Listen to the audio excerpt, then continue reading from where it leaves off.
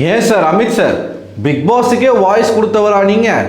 அப்படிப்பட்ட நீங்கள் தானா இந்த கேமை இவ்வளோ கேவலமாக விளையாடிட்டு இருக்கீங்க? கேவலமாக மீன்ஸ் ரொம்ப டாக்ஸிக்காக சொல்லலை, மிச்சர் தின்னுக்கிட்டு இருக்கா அப்படி அங்கே உட்காந்துக்கிட்டு. ஷாக்கிங்காக இருக்குதுங்க. ஒருத்தரும் அவங்க பற்றின விஷயங்களை சொல்லும் பொழுது, ஆல்ரெடி நம்மளுடைய கமெண்ட் செக்ஷனில் வந்து இந்த ஒரு கமெண்ட்டை நான் படித்தேன். அமித் அவர்கள் வந்து பிக் பாஸ் மலையாளத்துக்கு வந்து வாய்ஸ் கொடுத்துருக்காரு, அதை பற்றி பேசுங்க அப்படின்னு சொல்லி ஒரு கமெண்ட் ஒன்று போட்டிருந்தாங்க. அப்போ நான் அதை பற்றி பேசலை, ஏன்னா எனக்கு அதில் நம்பிக்கை இல்லை. ஏங்க, இந்த ஷோவை வழிநடத்துறதே அந்த பிக் பாஸ் வாய்ஸ் தான். வீட்டுக்கு வெளியில் ஹோஸ்ட்டு. அப்போ ஒவ்வொரு விஷயத்தையும் பிக் பாஸ் தானே அந்த வீட்டுக்குள்ளே வந்து டிசைன் பண்ணுறாங்க. இப்போ டீம் எல்லாமே சேர்ந்து டிசைன் பண்ணி பிக் பாஸ்னுடைய குரல் மூலமாக சொல்கிறாங்க. அப்போ அந்த பேசுகிறவர் இருக்கார்ல, அவருக்கு இன்ச் பை இன்ச் இந்த விளையாட்டு எப்படின்றது தெரியும், இந்த ஷோ எப்படிப்பட்ட ஒரு ஷோன்றது தெரியும். அவங்களுக்கு சொல்லுவாங்கல்ல, இப்போது நீங்கள் ஒருத்தர்கிட்ட பேசி இந்த எமோஷனை நீங்கள் வர வைக்கணும், இல்லை இந்த மாதிரி ஒரு பிரச்சனையை நம்ம கிரியேட் பண்ணணும், அதுக்கு நீங்கள் இந்த மாதிரி ஒரு டாஸ்க் கொடுக்கணும். இந்த டாஸ்கினுடைய நேச்சர், அதனோட ரிசல்ட்டு எதுக்காக கொடுக்கப்படுது, டிஆர்பி எதை பேஸ் பண்ணியிருக்கு, ஒரு பிரச்சனையை எப்படி சால்வ் பண்ணுறது, எப்படி ஒரு கருத்தை எடுத்து வைக்கிறது, இது எல்லாமே பிக் பாஸ் கையில் இருக்குது. அப்படிப்பட்ட ஒரு துறையில் வேலை செஞ்சுட்டு என்னங்க சார் இது அப்படின்ற மாதிரி தான் சீரியஸாகவே எனக்கு தோணுச்சு. நிறைய பேர் இப்போ ஆக்டிங் செஷன் வைக்கிறேன், ஒரு கிளாஸ் மாதிரி நாங்கள் கண்டக்ட் பண்ணுறோன்னு சொல்லி இந்த டாஸ்க் நடக்குது இல்லையா, இந்த வாரத்துக்கான task Bigg Boss residential school, அதுக்கான வேலைகள் வந்து நடந்துக்கிட்டு இருக்கு. இவங்க எல்லாரையும் தூக்கி சூப்பர் டிலக்ஸில் போட்டு அடைச்சிட்டாங்க. அடைச்சதில் இருந்து இவங்க நடிப்பு கிளாஸ் எடுக்கிறேன்னு சொல்லிட்டு அறுக்குறாங்க பாருங்க. அளவுக்கு மீறினால் அமிர்தமும் நஞ்சாகும். எவ்வளோ ஒரு விஷயம் வந்து லிமிட்டை மீறி போச்சுன்னா எல்லாமே திகட்ட ஆரம்பிச்சிடும். அப்படி இவங்க நடிப்பை கொட்டுறேன், என்னோட எக்ஸ்பீரியன்ஸை கொட்டுறேன்னு சொல்லி திகட்ட கொட்டிக்கிட்டு இருக்காங்க. அதை பார்க்கவே முடியல. இப்போ திவ்யா வந்து அவங்களுடைய ஆக்டிங் ஃபீல்டில் அவங்க சந்தித்த விஷயங்களை பற்றி சொல்கிறாங்க. நான் ஏன் இவ்வளோ ரூடாக இருக்கேன், நான் ஏன் ஒருத்தர் வந்து பேச வரும்போது நான் அதை தடுக்கிறேன், ஏன் ஒரு பாயிண்ட்டை நான் கேட்க மாட்டேறேன் அப்படின்னா, நான் அப்படி தான் நான் டிசைன் பண்ணியிருக்கேன். ஏன்னா வெளியில் நான் அவ்வளோ பிரச்சனைகளை நான் ஃபேஸ் பண்ணியிருக்கேன். யாராச்சும் என்கிட்ட பேச வரும்போது நான் வந்து இப்படி இந்த சமுதாயத்தில் ஒரு பொண்ணு வந்து கேஷுவலாக பேசிடுச்சு அப்படின்னா அந்த பொண்ணை வந்து என்னெல்லாமோ பண்ண ட்ரை பண்ணுவாங்க. அதனால் என்ன நான் ஒரு பவுண்டரிக்குள்ளே நான் வச்சுருக்கேன். அது நான் ஷூட்டிங் ஸ்பாட்லேயும் அப்படி தான், அதுவே எனக்கு பழகிருச்சு.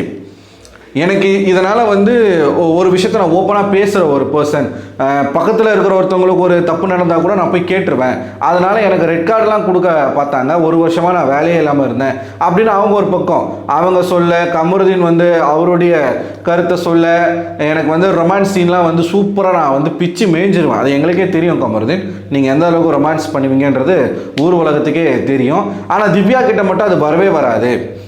அவங்க வந்து உருன்னே இருப்பாங்க அப்படின்னு சொல்லிட்டு இவரு சொல்ல, நான் சீக்கிரமாக முடிச்சிருவேன், அவருக்கு தான் என்கிட்ட ரொமான்ஸ் வராதுன்னு இவங்க சொல்ல, இப்படி போட்டு கடிச்சிக்கிட்டு இருக்கும்போது ஒவ்வொருத்தரும் மாறி மாறி கடிச்சிக்கிறாங்க. அந்த நேரத்தில் தான் ஒரு சண்டை. என்ன சண்டைன்னு பார்த்தீங்கன்னா, அமித் அவர்கள் ஒரு விஷயத்தை சொல்ல வரும் பொழுது வியானா அதை சொல்ல விடாமல் தடுத்து அங்கே ஒரு சலசலப்பு. பார்வதி சம்பந்தமே இல்லாமல் இப்போது ஆக்டிங் செஷன் வந்து எடுத்துக்கிட்டு இருக்காங்க. பார்வதி ஒரு விஜே, சில படங்களில் சில ரோல்ஸ் வந்து பண்ணியிருக்காங்க. அவங்களுடைய கருத்தையும் எடுத்து வைக்கணும் அப்படின்றதுனால இவங்க உள்ளே போயிட்டு அவங்களுடைய எக்ஸ்பீரியன்ஸை பேசுகிறேன்னு சொல்லி அவங்க வந்து ஹிப்ஹாப் தமிழா படத்தில் ஏதோ ஒரு படத்தில் வந்து பிராங்க்ஸ்டர் ராகுலுக்கு வந்து மனைவியாக நடிச்சிருந்தாங்களாமா. அது ஒரு சின்ன ரோல். அதில் போயிட்டு என்னமோ ஒரு 100-150 படம் நடித்த மாதிரி அவங்களோட எக்ஸ்பீரியன்ஸை ஷேர் பண்ணுறேன்னு சொல்லி பேசிக்கிட்டு இருக்காங்க.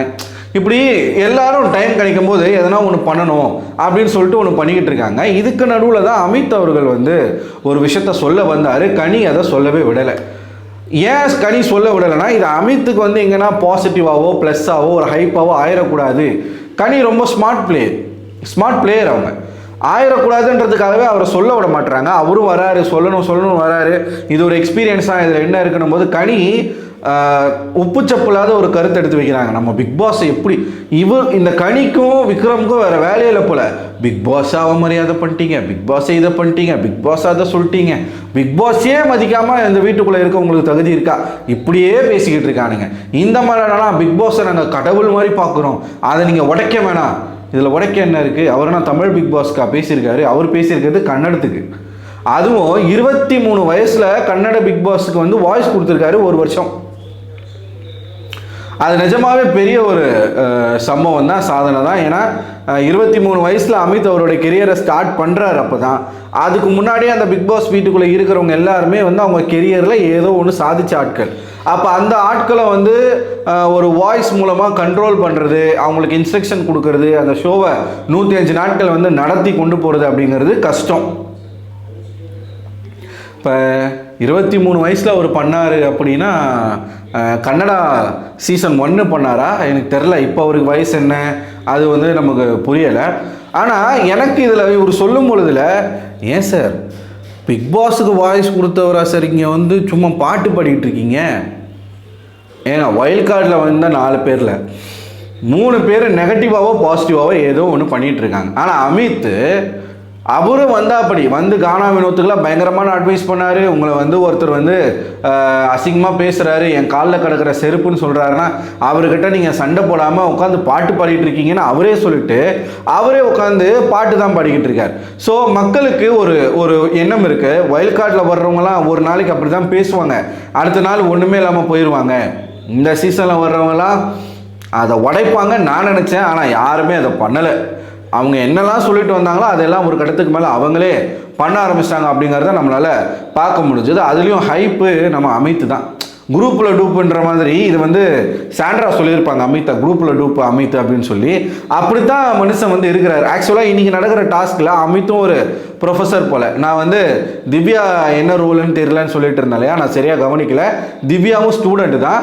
டீச்சர்ஸ் வந்து ஒன்று கனி, இன்னொன்று வந்து அமித், அப்புறம் நம்ம பிரஜன் வந்து principal, moral science teacher, Parvathi வந்து வார்டனு, இவர் அசிஸ்டன்ட் வார்டன் வந்து எஃப்ஜே. இதுதான் மொத்த ரோல்ஸும். ஓகேவா? ஸோ பிக் பாஸ்க்கு வாய்ஸ் கொடுக்குறோம் அப்படின்னா அந்த பிக் பாஸ்னுடைய எல்லா விதமான ups and downs, each and every corner, இந்த ஷோவினுடைய பேட்டர்ன், அதனுடைய அது என்ன பண்ணணும் ஏது பண்ணணும் எல்லாமே அவங்களுக்கு தெரியும். அவங்க தாங்க வாய்ஸு. ஸோ அவருடைய வாய்ஸ்க்கு வந்து ஒரு மதிப்பு இருக்குது. அது எக்ஸ்பீரியன்ஸாக வந்து ஷேர் பண்ணுறாரு. அவங்க மனைவி வந்து சொல்கிறாங்க, நல்லா பாடுற, உன் கருத்தையும் எடுத்து வைக்க மாட்டுற, சரியோ தப்போ எடுத்து வை. ஒரு நாளும் அமித் அதை பண்ணதே கிடையாது. குரூப்பில் வந்து கத்துறாரே தவிர்த்து சிங்கிளாக ஒரு விஷயத்தை அவரை ஹேண்டில் பண்ணி ஒரு சொல்யூஷன் கொண்டு வர்றதோ, இல்லை ஒரு ப்ராப்ளமை க்ரியேட் பண்ணுறதோ, இல்லை டாஸ்கில் சுவாரஸ்யமாக எதனா பண்ணுறதோ அது வந்து அமித் வந்து பண்ணவே இல்லை. அதுக்கு மாறாக உட்காந்து அழுதுகிட்டு இருக்காரு. இந்த ஹோட்டல் டாஸ்கில் அந்த கெஸ்ட் அவமரியாதை பண்ணிட்டாங்க, விக்ரமை வந்து இது பண்ணிட்டாங்க, சாண்ட்ரா அவ்வளோ கேவலமாக பண்ணுறாங்க அப்படின்னு சொல்லிட்டு உட்காந்து அழுதுகிட்டு இருக்கார். எனக்கு எழும்புற கேள்வி என்னென்னா, இப்போ பிக் பாஸ் வாய்ஸ் கொடுக்குறவருக்கு தானே எல்லாமே தெரியும். இது வந்து என்ன ஏது, ஒருவேளை இது டாஸ்க்காக இருக்கலாம், இல்லை இந்த டாஸ்க் இப்படி தான், இந்த டாஸ்க் அவங்களுக்கு தானே ஈஸியாக புரியணும், இந்த டாஸ்க் எப்படி தான் விளையாடணும். ஸோ இது வந்து இவங்க இதை கொடுக்கறதுக்கு ஒரு ரீசன் இருக்குது. இந்த அவுட்புட்டை நம்மக்கிட்டேருந்து எதிர்பார்க்குறாங்க. வைல்ட் கார்டாக வந்திருக்கோம், நம்ம என்ன பண்ணணும், வைல்ட் கார்டினுடைய பவர் என்ன, நமக்கு வந்து மற்றவங்களுடைய விஷயங்கள்லாம் தெரியும், அதை வச்சு கேம் விளையாடுவோம். அது யாருமே பண்ணலை. இந்த வைல்ட் கார்ட்ஸில் வந்து 4 பேரில் ஒருத்தர் கூட அவங்க பண்ண இதுக்கு முன்னாடி அவங்க பண்ண விஷயங்களை வச்சு யாருமே பண்ணலை. மாற அவங்க கூட போய் சேர்ந்து கேம் ஆட ஆரம்பிச்சிட்டாங்க. எதை நம்ம அவாய்ட் பண்ணணும் அப்படின்னா, 23 நாள் நான் பார்த்துட்டு வந்திருக்கேன், உங்களை பற்றி எனக்கு தெரியும், அதை சொல்லக்கூடாது. இன்சிடெண்ட்டை சொல்லி நீ ஆல்ரெடி அந்த மாதிரி பண்ண வந்தானே, இப்போ இந்த மாதிரி பண்ண மாட்டியா, எக்ஸ்போஸ் பண்ணணும். ஆரி அவர்களுடைய கேம் வந்து யாருமே விளையாட மாட்டாங்க. சீசன் 4ல் ஆரி தான் கடைசியாக எக்ஸ்போசிங் கேம் விளையாண்டார். அதுக்கப்புறம் யாருமே கேம் விளையாடல. இப்போது கடைசி ஒரு 3 சீசனாகவே வந்து மக்கள் வந்து எப்படி ஒரு டைட்டில் வின்னரை சூஸ் பண்ணிக்கிட்டு இருக்காங்கன்னா, ஒஸ்ட்டில் பெஸ்ட் எது அப்படிங்கிறதான் மக்கள் பார்த்துக்கிட்டு இருக்காங்க. சீசன் 7ல் அதை உடைச்சாங்க அர்ச்சனா. ஒரு மொத்த கேங்கும் சேர்ந்து ஒரு பொண்ணை டார்கெட் பண்ணி புள்ளி பண்ணுறாங்க அப்படின்னா அந்த பொண்ணு பேக் வாங்காமல் அதை எப்படி ஃபேஸ் பண்ணுது, எப்படி கவுண்டர் கொடுக்குது, எப்படி அதை எதிர்த்து நிற்கிது, அந்த தைரியம், அந்த போல்ட்னஸ். அதாவது கிளாஸ்ட்ரோஃபோபியா தானே, அடைப்பாக இருக்கிற இடத்துல வந்து ஒருத்தவங்களால இருக்க முடியாது அப்படிலாம் சொன்ன ஒருத்தவங்க அதெல்லாம் உடச்சிக்கிட்டு தன்னுடைய பயத்தை வந்து ஃபேஸ் பண்ணி அதை ஜெயிச்சு வெளியில் வந்து வாய்ஸ் அவுட் பண்ணி வைல்ட் கார்டாக வந்து ஒருத்தவங்க டைட்டில் வின் பண்ண சாதனையை அவங்க பண்ணிட்டாங்க அர்ச்சனா. இந்த சீசன்லேயும் வைல்ட் கார்டில் யாராச்சும் ஒருத்தர் தான் டைட்டில் வின் பண்ணுவாங்க அப்படின்னு மக்கள் வந்து நினைக்கிறோம். ஏன்னா வந்த கண்டஸ்டன்ஸ் யாருமே சரி கிடையாது, எல்லாம் வந்து வேஸ்ட்டு. திவாகர் வெளில போயிட்டு சொல்கிறாரு, யாருமே ஒர்த்தான கண்டஸ்டன்ட் கிடையாது என்ன உட்பட அப்படின்னு திவாகர் சொல்கிறாரு. திவாகருக்கே புரிஞ்சிருக்கு அப்படின்னா அந்த அளவுக்கு தான் இங்கே இருக்கக்கூடிய ஆட்கள் வந்து இருக்கிறாங்க கரெக்டாக. அப்படி இருக்கும்போது வைல்ட் கார்டுக்கு அது எவ்வளோ பெரிய அட்வான்டேஜ் தெரியுமா? செம்ம அட்வான்டேஜ். அவங்களுக்கு தெரியும் மக்களுக்கு யாரும் பிடிக்கல, அப்போ போய் நம்ம இப்படி கேம் விளையாண்டோன்னா மக்கள் மனசில் ஈஸியாக வந்து இடம் பிடிச்சிடலாம், அதை வந்து நம்ம பண்ணணும் அப்படின்னு யாருமே நினைக்கல. அதில் அமித்லாம் வந்து இப்போ அவர் பிக் பாஸுக்கு வாய்ஸ் கொடுத்தாருன்னு சொன்ன பிறகு எனக்கு பயங்கர டிசப்பாயின்மெண்ட்டாக இருக்குது. ஏன் சார் அவ்வளோ பெரிய பொசிஷனில் இருந்துட்டு வந்த நீங்களாம் சார் இப்படி கேம் விளையாடிட்டு இருக்கீங்க? அப்போ உங்களுடைய 2000% நீங்கள் உங்களுடைய உழைப்பை போடணும், உங்களுடைய எஃபர்ட்டை காட்டணும். ஆனால் நீங்கள் என்னடானா கானா வினோத்தை கூட சேர்ந்து பாடுறது, பார்வதி கூட சேர்ந்து உட்காந்து காசிப் பண்ணுறது, பார்வதிக்கு உட்காந்து அட்வைஸ் பண்ணுறது, நீ இப்படிலாம் கிடையாது பாரு. நீ ஏன் பாரு இப்படி பண்ணுற? உட்காந்துக்கிட்டு அட்வைஸ் கிவராக இருக்கிறப்பல கேம் எப்போ சார் ஆடுவீங்க? இதை கனியும் சொல்ல விடாமல் தடுக்கிறாங்க பாருங்க, அவங்களுக்கு எப்படிப்பட்ட ஒரு கெட்ட புத்தி. ஆக மொத்தத்தில் இந்த டாஸ்க் ஆரம்பிக்கிறதுக்குள்ள நம்மளை ஒரு வழி பண்ணுறாங்க இவங்க வந்து ஆக்டிங் செஷன் எடுக்கிறேன், அதை பண்ணுறேன், இதை பண்ணுறேன்னு சொல்லிட்டு. இதை எத்தனை வாட்டி பேசிட்டானுங்க தெரியுமா? விக்ரம் வந்தார், விக்ரம் தான் ஆரம்பிச்சாப்புலி. Bigger biggest. ஒரு ஷூலெஸ்ஸை கட்டுறதுல வந்து பிக் எது, பிக்கர் எது, பிக்கஸ்ட் எது. அது வந்து யூஸ்ஃபுல்லாக தான் இருக்குது. இப்போது ஒரு கிளாஸ் வந்து இப்போது ஒரு சயின்ஸில் ஒரு டாபிக் எடுக்கிறவங்கன்னு வச்சுக்கோங்களேன், அது அந்த பீரியடுக்குள்ளேயே முடிச்சாதான் சுவாரஸ்யமாக இருக்கும். ஒரு 10 பீரியடுக்கு அதையே பேசினா நல்லா இருக்குமா? போர் அடிச்சிடாதா? ஸ்டூடெண்ட்லாம் தூங்கிட மாட்டாங்களா? அப்படி தான் அரோரா உட்காந்து தூங்குறாங்க. அந்த புள்ள ஒரு பக்கம் தூங்கிட்டு இருக்கு, எஃப்ஜே வந்து அரோரா எழுந்துன்னு சொல்லி எஃப்ஜே கத்திக்கிட்டு இருக்காரு. ஸோ அமித் அவர்கள் பிக் பாஸுக்கு வாய்ஸ் கொடுத்துருக்காரு அப்படிங்கிற ஒரு விஷயம் வந்து நான் கேட்கும்போது எனக்கு பயங்கர ஷாக்கிங்காக இருக்குது. அண்ட் இன்னொன்று, அவர் வாய்ஸ் கொடுத்த ஒருத்தர் இந்த மாதிரி கேம் விளையாடுறாருன்னு நினைக்கும் போது அதை விட ஷாக்கிங்காக இருக்குது. அவர் கேமை மாற்றணும், இல்லைன்னு வச்சுக்கோங்களேன் அவ்வளோதான், அவர் வந்து ரொம்ப நாள் இருக்க மாட்டார். மேபி ஃபேமிலி ரவுண்ட் வரைக்கும் இருக்கலாம். ஆனால் அவர் நினச்சாருன்னு வச்சுக்கோங்க இந்த சீசனையே தலைகீழாக மாற்றலாம். ஏன்னா அவருக்கு எல்லாமே தெரியும். பிக் பாஸ் வாய்ஸ் கொடுத்துருக்காரு அப்படின்னா எல்லாமே அவருக்கு தெரிஞ்சிருக்கணும். பார்ப்போம் என்ன பண்ணுறாரு சொல்லிட்டு. ஸோ நீங்கள் இதை எப்படி பார்க்குறீங்க மக்களே? ஒருத்தர் பிக் பாஸாக ஒர்க் பண்ணிவிட்டு லிட்டரலாக அவர் ஒரு பிக் பாஸ் தானே, அவர் இந்த மாதிரி டம்மி பீஸாக இருக்கிறத பார்க்கும்போது உங்களுக்கு என்ன தோணுது? உங்களுடைய கருத்துக்களை மறக்காமல் கமெண்ட் பாக்ஸில் கமெண்ட் பண்ணுங்கள். அடுத்த ஒரு வீடியோவில் உங்களை சந்திக்கிறேன். அதுவரை உங்களிடமிருந்து விடைபெறுவது நான் அரவிந்தன்.